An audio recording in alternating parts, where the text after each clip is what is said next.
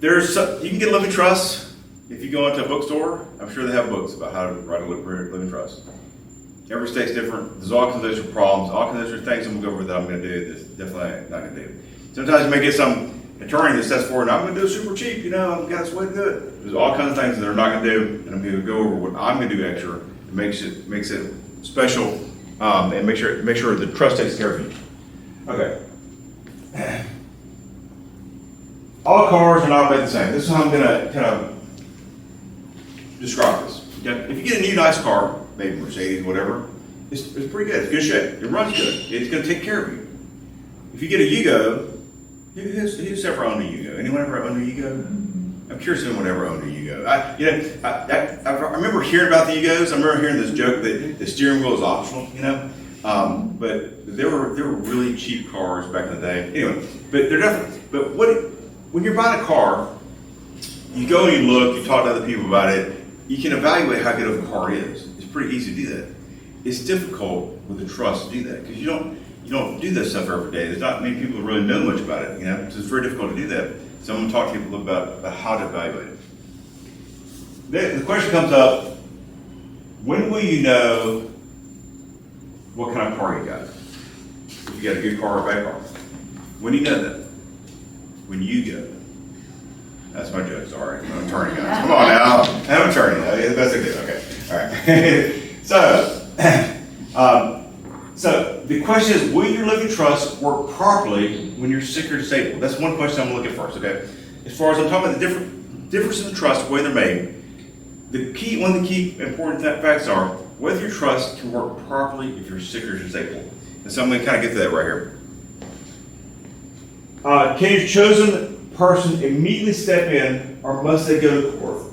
You've got to have it set up so the person, as soon as you become incapacitated, and two doctors agree upon the way I have set it up, they can step in and manage your assets or make medical decisions right away that day. There's two special provisions. You must put in the documentation to ensure they can do that. I'll make sure it's in there for you.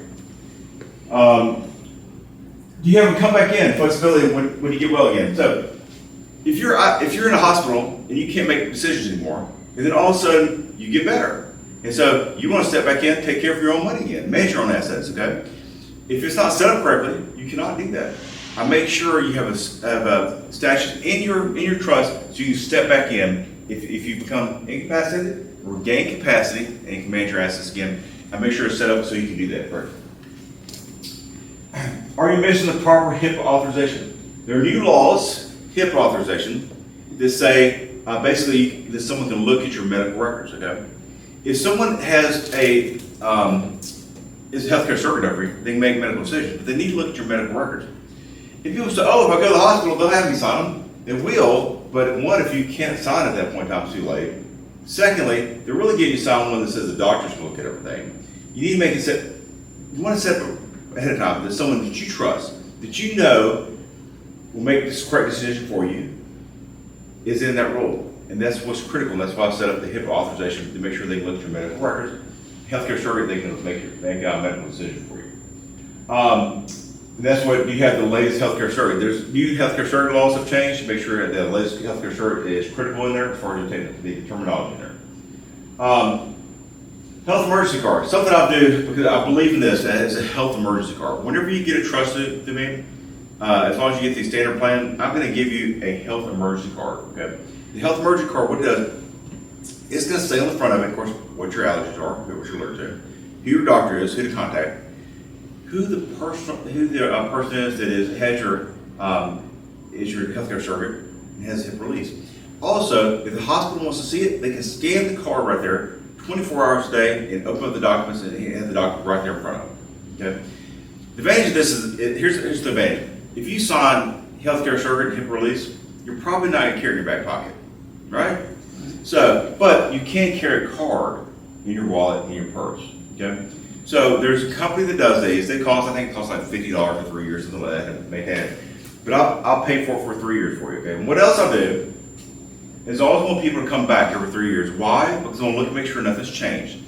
The person you set up as your beneficiaries, as your trustee, whatever, hasn't done you wrong. You don't not like them now. You don't want to change something else. You haven't sold stuff or bought something not put in your trust, whatever it may be.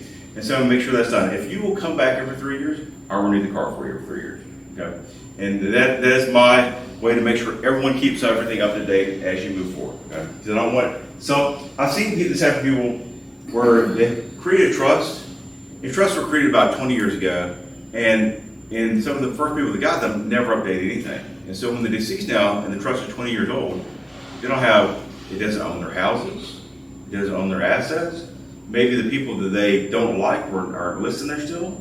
And so all this stuff needs to be updated. If something changes in your life, that's what I'll make sure of.